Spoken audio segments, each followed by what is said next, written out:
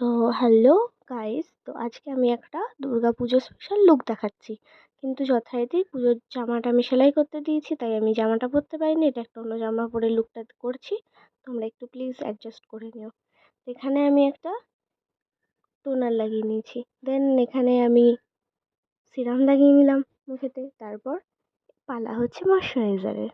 দেন moisturiser apply করে নিয়ে আমি একটা ফাউন্ডেশন শপারেলের ইউজ করে নিচ্ছি। আর যথারীতি মুখটা আমার ভূতের মতো লাগছে, কিন্তু ভয় পাওয়ার কিছু নেই, এটা লাস্ট অব্দি ঠিক হয়ে যাবে। হোয়াট এভার, দিয়ে আমি আই মেকআপ করবো এবার।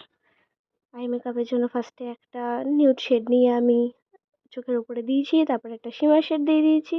এরপর আমি দেবো আইলাইনারের মতো করে ব্ল্যাক আইশ্যাডো, সেটাকে আমি আবার ব্রাউন কালার দিয়ে স্মাচ করব।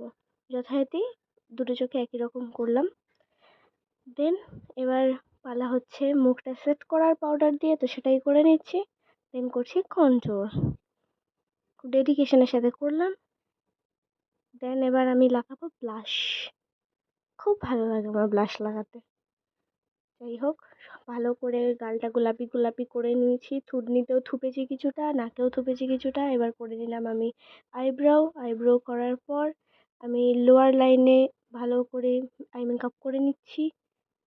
Brown colour black colour smudge করে নিয়েছি, দিয়ে ব্রাউ বোনেতে একটু হাইলাইটার দিয়ে আমি লাগিয়ে নিলাম মাস্কারা।